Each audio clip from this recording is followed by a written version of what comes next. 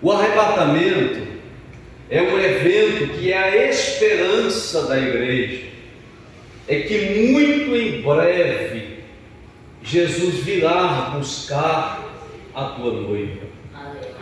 Então, diante dessa perspectiva, diante dessa visão, nós iremos aqui extrairmos da vida de Enoque 4 qualidades que qualificam a igreja do arrebatamento. Eu vou dizer de novo, nós vamos extrair da vida de Enoque 4 qualidades que qualifica a igreja do arrebatamento. Se nós percebermos à luz da Bíblia Sagrada, se nós olharmos especificamente para o Antigo Testamento, você vai encontrar apenas 2 vezes no Antigo Testamento esta palavra arrebatado ou arrebatamento. Esta palavra vem do original, que quer dizer harpazo. Harpazo é tirar com força, com violência. E nós vamos perceber que os textos no Antigo Testamento que menciona acerca desta palavra arrebatamento, está no texto que nós acabamos de ler, que é no livro de Gênesis, capítulo de número 5, e também vamos ver esse texto bíblico lá no 2º livro de Reis, no capítulo de número 2, no versículo de número 11. Os 2 textos que aqui acabei de mencionar vai falar de 2 personagens bíblicos que foram arrebatados. O primeiro deles aqui em Gênesis capítulo 5 é Enoque. Lá em 2 Reis é Elias. Ambos os personagens colocados, mensurados, expressados na Bíblia, são personagens que não foram colocados, são homens de Deus que foi colocado na Bíblia Sagrada, não por mera questão de vermos as tuas vidas sendo elaboradas, concluídas na terra. Eles deixaram exemplos, e diante dos exemplos desses homens, nós vamos perceber que eles têm qualidades que qualificam a igreja. Se nós olharmos para a vida de Enoque, nós vamos ver e perceber que Enoque prefigura a igreja do arrebatamento que anda com Deus. Se nós olharmos a vida de Elias, nós vamos perceber que Elias prefigura a igreja que se posiciona diante da sociedade, não perde os seus princípios e se posiciona contra o pecado, não se abstém de hipótese alguma de argumentar e de pregar contra as heresias e os falsos profetas. Então, diante destas 2 perspectivas que nós vamos perceber 2 personagens, porém o tempo nosso aqui é escasso e nós vamos ficar apenas com a vida de Enoque. Com a vida de Enoque nós vamos extrair 4 lições. A primeira lição que nós vamos extrair da vida de Enoque é que este homem andou com Deus. A primeira característica que nós observamos na vida dele é que este homem andou continuamente com Deus. A Bíblia nos afirma que com 65 anos ele vai ter um filho chamado Matusalém. Após o nascimento do teu filho, a Bíblia vai dizer que ele anda com Deus, não 30 dias, não 30 anos, mas a Bíblia vai dizer que ele vai andar com Deus 300 anos. Quantos anos?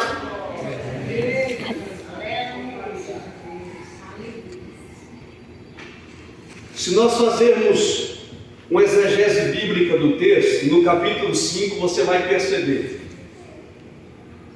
que no capítulo 5 vai mencionar a genealogia, as 7 primeiras genealogias. Vai percorrer todas, e ela vai se findar em Enoque, a 7ª geração. O número 7, todos nós sabemos que é um número pleno, vem de plenitude, de completo. E se nós olharmos isso à luz da Bíblia Sagrada, você vai perceber que a 6 primeira geração, ela vai proceder mais ou menos assim: Adão nasce, Adão vive, Adão gera filho e morre. A segunda geração é na mesma sequência: nasce, vive, gera filhos e morre. Vai chegando até na 6ª geração e vai dizer: alguém nasce, vive, gera filhos e morre. Porém, quando chega na 7ª geração, que é a geração de Enoque, a Bíblia vai dizer que ele nasce, gera filhos. E aí a sequência natural é morrer. Só que a Bíblia vai dizer que ele já não foi mais encontrado, pois Deus o havia arrebatado. Pastor, qual é a diferença? Qual é o ensinamento? Qual é o propósito que eu trago para a minha vida? O ensinamento é a forma que você anda. Deus, aleluia. Conforme você anda, revelará para onde você irá. Verdade. As atitudes que você pratica, a forma que você vive, vai revelar no futuro para onde você irá. Porque quando nós falamos de arrebatamento, as pessoas pensam somente no evento que Cristo virá e buscará a tua igreja. Mas se você ler lá no livro de Números, capítulo de número 20, você vai ver Deus dizendo para Moisés: Moisés, faça 2 trombetas de prata. Ele vai fazer 2 trombetas de prata, e aí Deus vai ensinar para ele como usar essa trombeta. Ele vai dizer: quando você se prontificar diante do povo e soprar essa trombeta e der apenas um toque, ensina para eles que isso aí é uma chamada coletiva. Glória a Deus. Todos têm que comparecer diante de mim, que eu terei uma palavra com eles.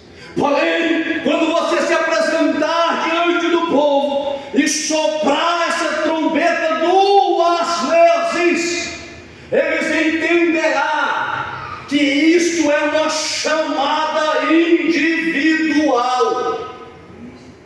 Na chamada individual terei eu uma palavra com a liderança. Deus está dizendo que no toque da trombeta, uma vez, é uma chamada coletiva. 2 vezes é uma chamada individual. Pastor, o que é que o texto está prefigurando, está nos ensinando? O texto está querendo nos ensinar que eu, nem você, sabemos o dia que essa trombeta tocará para nós. Alguém vai dizer: há quantos anos fala do arrebatamento? Não ocorre coletivamente, mas todos os dias essa trombeta toca para alguém. Pode ser rico, pode ser pobre, pode ser branco, pode ser da onde que for. O futuro revelará para onde ele irá ao toque desta trombeta. Só que se nós analisarmos o contexto histórico do tempo de Enoque, nós vamos olhar a cultura, olhar a época, olhar o povo, não é diferente do povo que estamos vivendo hoje.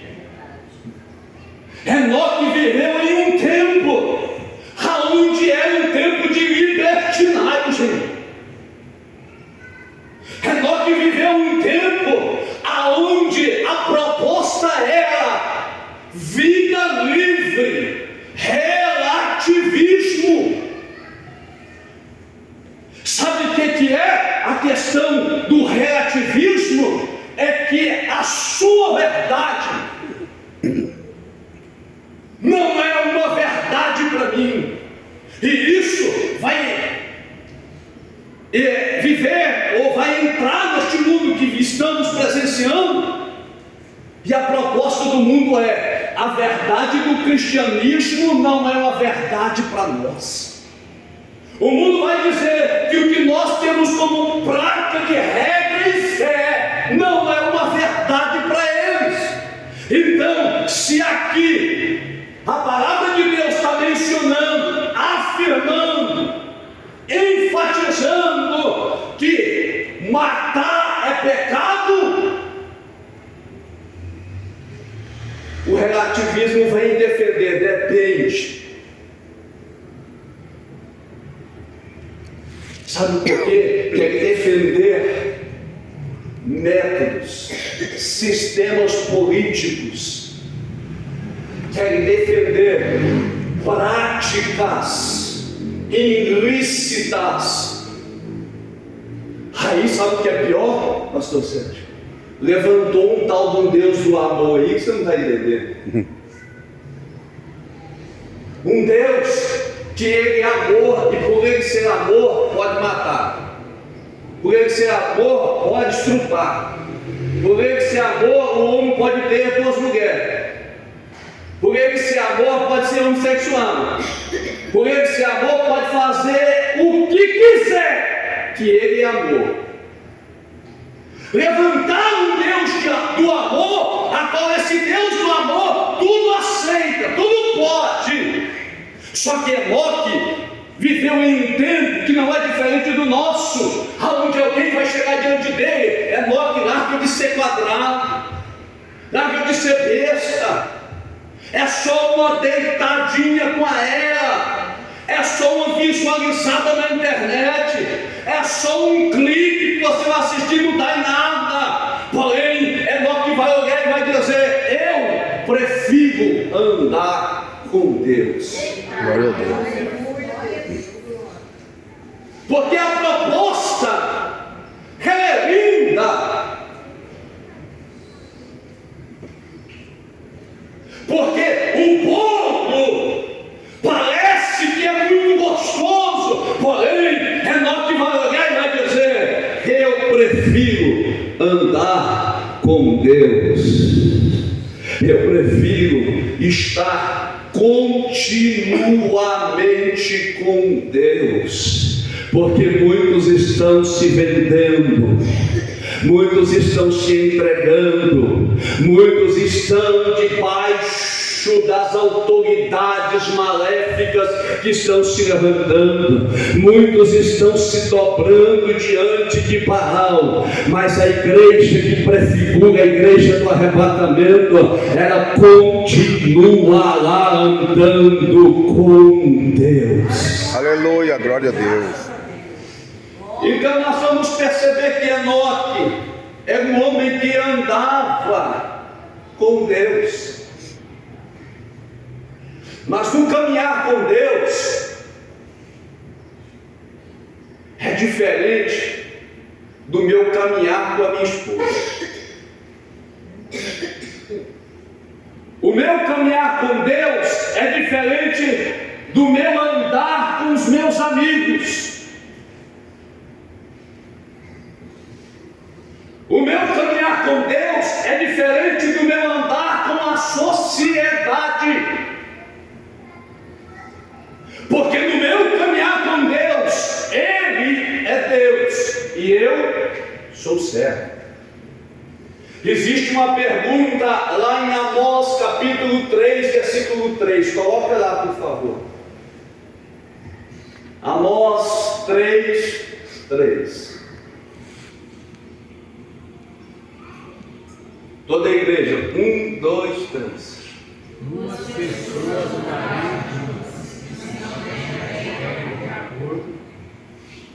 Somente aí. Então perceba, é uma pergunta: caminharão duas pessoas juntas se ambas não tiverem em acordo? Por que eu falo que se difere meu andar com a minha esposa do meu andar com Deus? Porque eu posso caminhar do lado da minha esposa e ela discordar dos meus pensamentos e das minhas atitudes. E assim, vice-versa, eu também posso discordar dela. Mas o meu caminhar com Deus é diferente. Ele fala, eu obedeço. Ele manda e eu faço o que Ele está mandando. No meu caminhar com Deus, quem manda é Ele. Quem tem juízo somos nós que precisamos obedecer. No meu caminhar com Deus, é Ele que determina, é Ele que conhece, é Ele que sabe de todas as coisas. Então, Ele disse, vai. E eu digo, eis-me aqui, envia a mim, Senhor. Então, ao percebermos isso aqui, nós precisamos entender que a primeira característica para herdarmos, alcançarmos o arrebatamento, é diante de todas as adversidades do mundo, é permanecermos andando com Deus. Segundo, a segunda característica que prefigura a igreja do arrebatamento é uma igreja que agrada a Deus. Pastor, isso está na Bíblia, está Hebreus capítulo 11, versículo 5. Coloque por favor Hebreus 11, 5.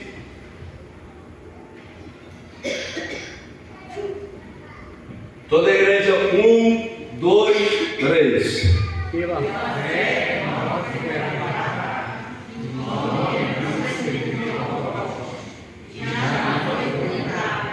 porque Deus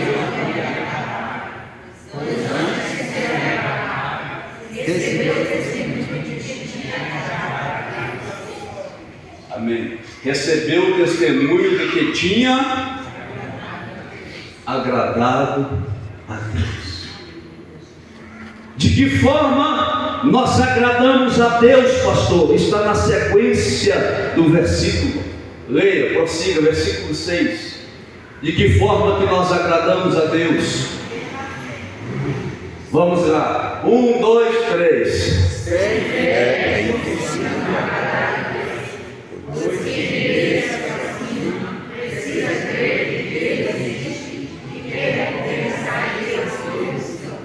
Então, primeiro, para agradar a Deus precisamos de fé.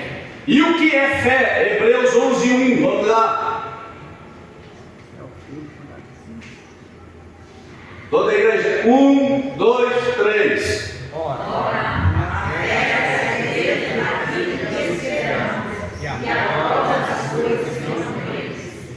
Então entenda e perceba isso aqui.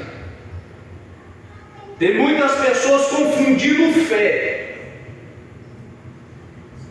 E a fé, ela não é a crença no desconhecido.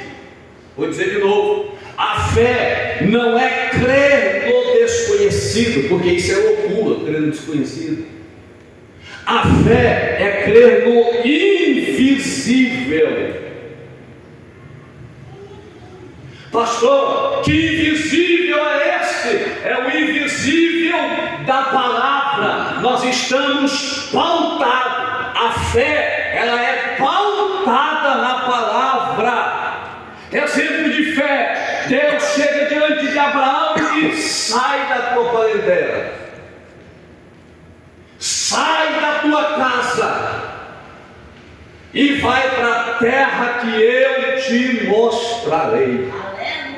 Então perceba o que é fé. Abraão vai ouvir a palavra de Deus e vai entender terra, Deus dizendo: sai da tua terra e vai para uma terra que eu te mostrarei. É Deus garantindo a ele: vai para onde eu vou te conduzir. Isto é fé. E Abraão abandona tudo que tem e vai para onde Deus quer que ele estivesse. Deus quis que ele estivesse. Então nós percebemos que a fé não é a certeza do desconhecido, mas do invisível. Segundo, a fé é a confiança inabalável de que um dia Deus cumprirá todas as suas promessas e profecias. O Deus que promete, o Deus que fala ao seu respeito e ao meu respeito, Ele é fiel para prometer e também fiel para cumprir o que Ele prometeu. Então nós percebemos que a segunda característica que qualifica a igreja do arrebatamento é que ela precisa agradar a Deus através da fé. Terceiro, a terceira característica que qualifica a igreja do arrebatamento é uma igreja que ainda prega uma mensagem de juízo. Isso está na Bíblia, tá? Carta de Judas. Nós vamos ler o versículo Judas, versículo 14 ao 16. Toda a igreja, 1, 2, 3.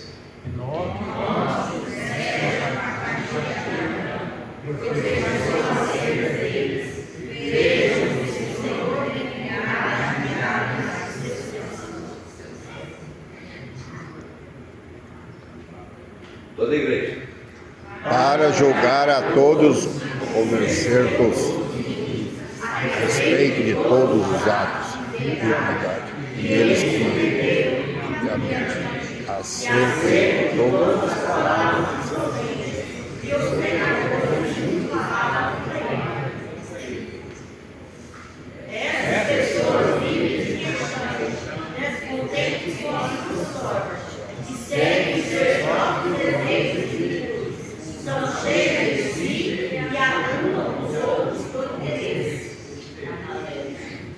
Então vejamos só, nós, pastor Sérgio, como pregadores da palavra, que procuramos zelarmos daquilo que Deus nos confiou. Nós amamos chegar aqui nesse altar e, através da autoridade da palavra, determinar a cura, determinar milagres. É olhar para alguém que está triste e dizer para ele: Deus é contigo e vai te tirar dessa circunstância. É conversar com alguém que resolve se abrir com você e você tem uma palavra de força, de ânimo para ela. Mas como nós somos responsáveis por essa palavra, nós não podemos pregar apenas as rosas, também temos que pregar os espinhos. Porque uma igreja que se priva, uma igreja que se guarda, é uma igreja que tem bálsamo, porém tem cajado. É uma igreja que tem profecias de exortação. É uma igreja que vive a plenitude da palavra. Porque da mesma proporção que a Bíblia apresenta céu, ela também apresenta inferno. E Enoque, anos anos e anos atrás. Parece que ele põe uma luneta e começa a revelar a nós um evento que acontecerá na parousia, na segunda volta de Jesus. Ele começa trazendo uma mensagem de juízo. Aleluia. Ele começa a pregar uma mensagem de exortação. Ele começa a pregar uma mensagem que tira a pessoa do estado de acomodação, e a palavra confronta o estado que ela está vivendo. Glória a Deus. Surgiu dos anos 2000 para cá, lá nos Estados Unidos. Eu já falei isso aqui, mas eu quero enfatizar: o movimento das igrejas emergentes. O movimento das igrejas emergentes, ela vai começar a pregar, vai começar a ensinar que os irmãos estão flagelados, que os irmãos estão feridos, deprimidos. Então, ao chegarem na igreja, não pregue sobre o inferno, não fale sobre pecado, não fale de vida profana.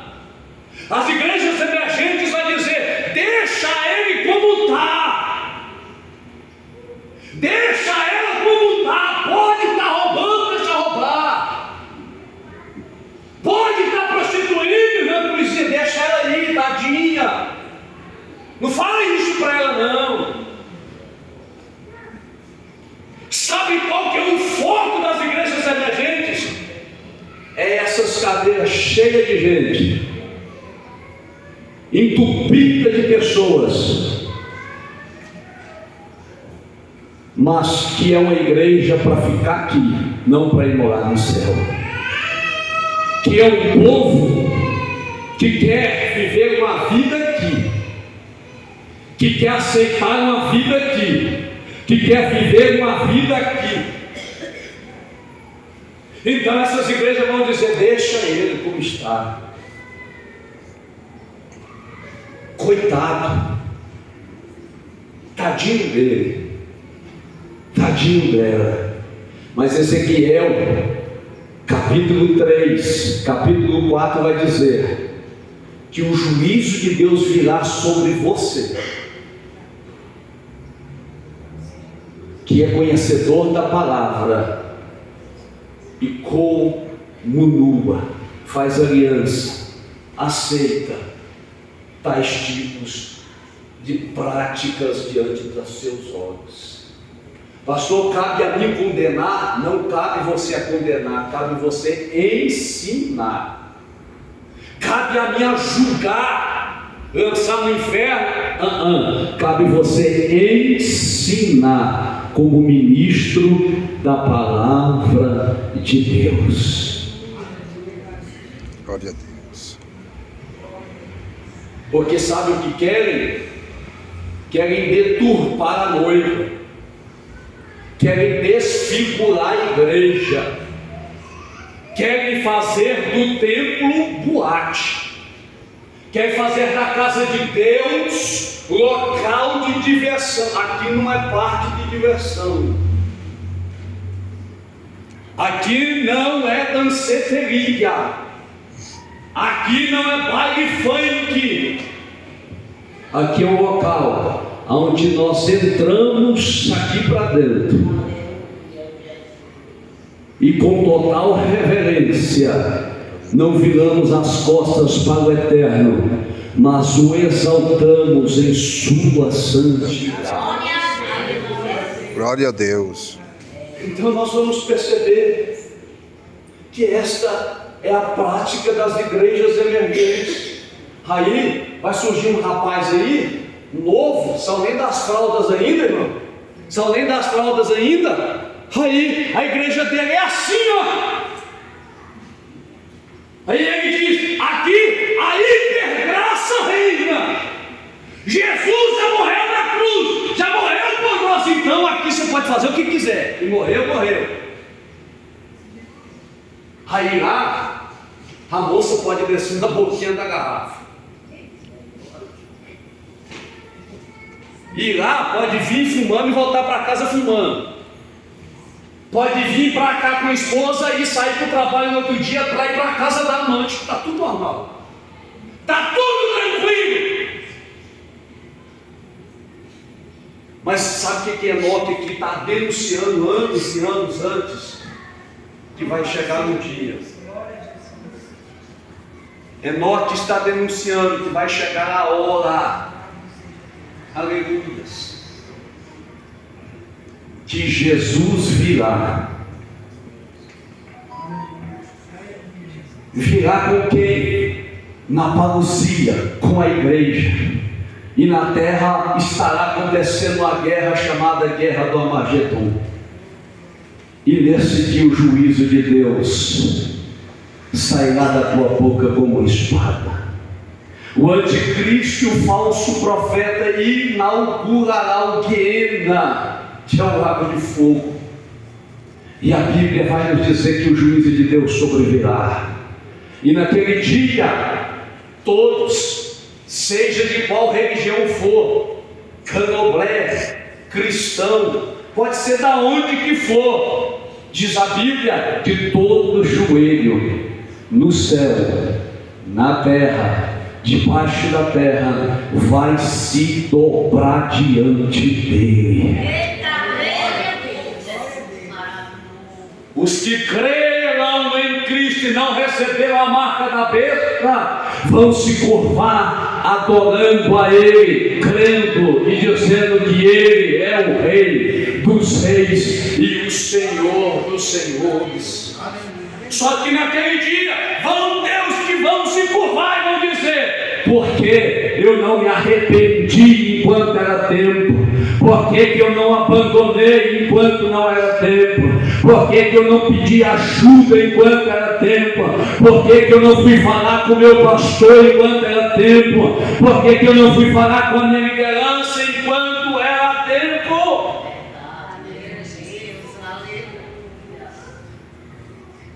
O relógio do tempo está passando. Nós devemos deitar-nos. Existe algo dentro de mim, dentro de você, que se chama tribunal. E qual que é o nosso tribunal? A nossa consciência. A sua consciência te denunciará. Quando eu me deito, eu começo a pensar no meu dia. Eu sei o que eu fiz de certo, eu sei o que eu fiz de errado.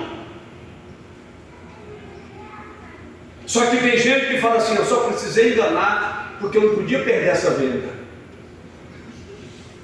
Eu falo que eu trabalho no meio de venda. Tem amigos que vendem constantemente. Eu falo assim: perdo a venda, vou para o céu, do que ganhar a venda e ir para o inferno. Pastor Sérgio, meu cliente fala assim: 2 parafusos, Henrique. Eu pedi 2 parafusos. Aí chega um amigo meu e fala assim: o fulano pediu 10 parafusos, você mandou 100. Aí ele diz: acho que eu errei na digitação. Falei: conversa com a mãe dormir, Jesus está vendo todas as coisas. Aleluia. Deus conhece nos mínimos detalhes. Deus conhece a tua procedência, e quando você deita, a tua consciência vai te denunciar. Pastor, e aí estou condenado? Não, ainda é tempo de você dobrar o teu joelho na beirada da cama e dizer: eu preciso mudar, eu preciso consertar a minha vida, eu preciso chegar no meu pastor, porque eu quero lá no céu. Gente, não se engane. Você não sabe o dia. Amanhã você pode abrir o portão e estar de frente com o carro. E como está a tua vida? Você, jovem, amanhã pode ir para a escola e não ver a mamãe mais. Como a vida diante de Deus. Porque nós vivemos num mundo de imediatismo, do agora, do momento. Nós nunca pensamos o que pode nos acontecer no dia de amanhã. Ei, nós precisamos dia após dia dizer: Deus, eu sou pecador, muda a minha vida, muda o meu paladar, muda o jeito de eu falar, o jeito de eu conversar, transforma a minha vida.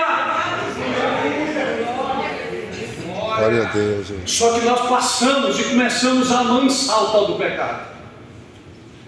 Aí já vira animal de estimação. Coitadinho dele, toma arroz.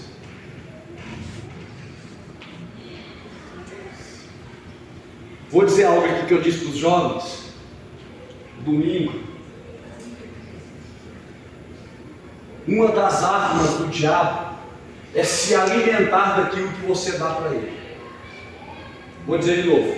Uma das armas do diabo é se alimentar daquilo que você dá para ele, através de legalidade. Cada brecha, cada legalidade que eu concedo para Satanás, ele se alimenta da minha legalidade. Você já viu um homem forte? Quem viu, levanta as mãos. Só o Rafael viu alguém forte? Já vi. Se você for ver, para ele chegar naquele estado, ele é muito, para ser fortalecido, ele precisa primeiro comer muito bem. E eles comem na série, irmão. É ovo com macarrão e um bocado de coisa. E com isso, ele vai ficando forte, se alimentando. Se alimentando. Então, quanto mais forte ele fica, mais peso ele consegue levantar. No mundo espiritual é mais ou menos assim. Quanto mais legalidade você dá para o diabo, mais ele se fortifica ao seu redor. E você não tem força mais de sair. Você não tem força mais de abandonar. Aí o que acontece? Já não dou conta, deixa do meu lado. Só que o pior não é isso. O pior é que depois de estar do lado, depois de domesticar o indivíduo, depois de domesticar o pecado, aí ele é diferente. O pior é isso, que ele sai pregando aquilo que é verdade, sendo mentira. Ele começa a inverter os valores, que é o que nós estamos vivendo hoje. Porque hoje a verdade não é verdade mais. Hoje a verdade se tornou mentira e a mentira se tornou verdade. E aí ele sai fermentando, sai trabalhando. Aí ele chega na adolescência, implanta semente. Chega no meio dos irmãos, implanta a semente. Chega no meio das irmãs, implanta a semente. Mas tem muitos aqui que é igual eu. É dos tempos antigos. Eu creio ainda. Visão. Eu creio ainda em revelação. Glória a Deus. Eu creio ainda em profecia. Glória a Deus. Deus tem armado o teu povo. Deus tem preparado homens e mulheres de Deus para se posicionar nessa guerra, para ser armas, instrumentos de Deus nesta batalha. E nesta batalha, quem perderá não é o A nem o B, nem o irmão A nem o irmão B. Quem perderá é Satanás, porque eu creio na palavra e a palavra resgatará aqueles que o creem. Glória a Deus. Então o texto bíblico vai nos apontar que a terceira característica era na vida de Enoque é que permaneceu pregando uma mensagem de juízo. Caminho para o fim agora. A última característica que eu vejo na vida de Enoque está no próprio significado do teu nome. O nome Enoque vem do hebraico, que quer dizer consagrado a Deus. Vou dizer de novo: O nome Enoque vem do hebraico que quer dizer consagrado a Deus, entregue a Deus, dedicado a Deus. A igreja que herdará o arrebatamento tem que ser uma igreja que precisará herdar essa característica de ser consagrada a Deus, entregue a Deus. Se nós olharmos à luz da Bíblia Sagrada, nós vamos ver que tudo, vou dizer de novo, tudo que eu entrego para Deus, tudo que eu consagro para Deus, se torna santo. Vou dizer de novo: tudo que eu consagro e entrego para Deus vai se tornar santo. Vou te dar 2 exemplos aqui. Se eu vou lá na loja de som, vou fazer propaganda, Eletrosom. Chego lá e compro um som. E chega aqui, pastor Sérgio, eu estou entregando este som para a igreja. Automaticamente este som faz parte da igreja, é entregue para a igreja e é consagrado a Deus. Sendo este som entregue para a igreja, sendo doado para a igreja, consagrado para Deus, o som não se vende, o som não se empresta, o som não se dá para ninguém. Agora, se eu chego aqui e falo: pastor Sérgio, eu comprei este som e estou dando som para o senhor, o som é seu, não é da igreja. Aí o som sendo dele, ele pode emprestar, ele pode vender, ele pode jogar fora, ele pode meter fogo nele, o que ele quiser fazer, é dele. Mas quando eu consagro e entrego para Deus, é de Deus. Pastor, área de conversa está na Bíblia, vai lá. Levítico 27, 9. Vamos lá. Glória a Jesus. Toda a igreja. 1, 2, 3.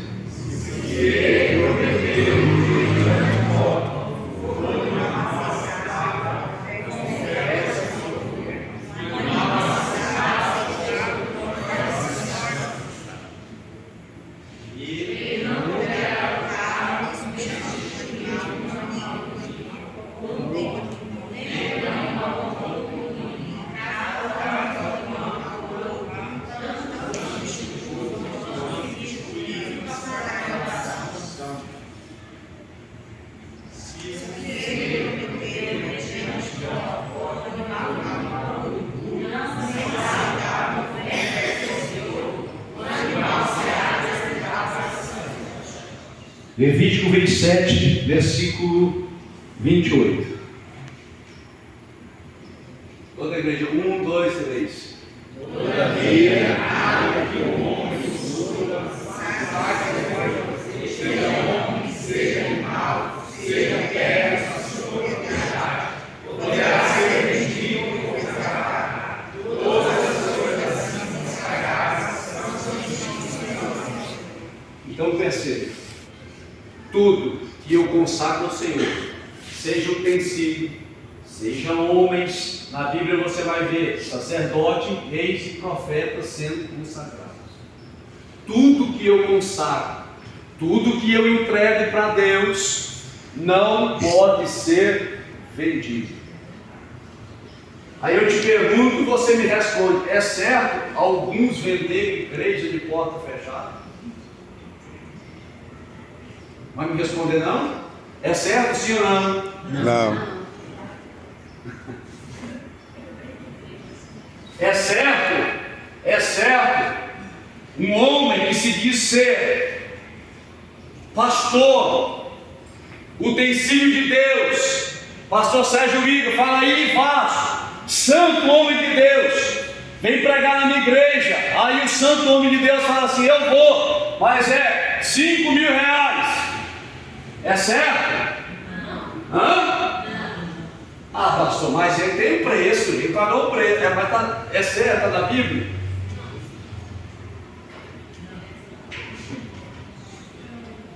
Aí nós vemos um monte de gente que diz que é santo, que pula, que deita, que rola, profetiza. Aí você vai chamar ele para vir pregar na sua igreja. Eu não vou por menos de R$2.000. Se liga.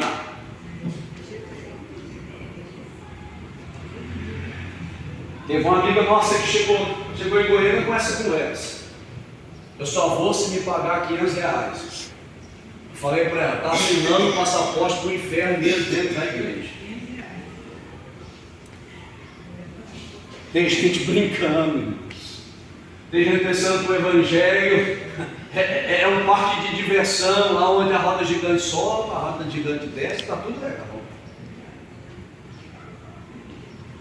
Só que o texto vai dizer que Enoque é um homem consagrado a Deus. Um homem que não se vendia, não se entregava por nada. Que diante das ofertas e das oferendas do inferno, ele permanecia convicto que era e alcançaria aquilo que Deus o prometeu.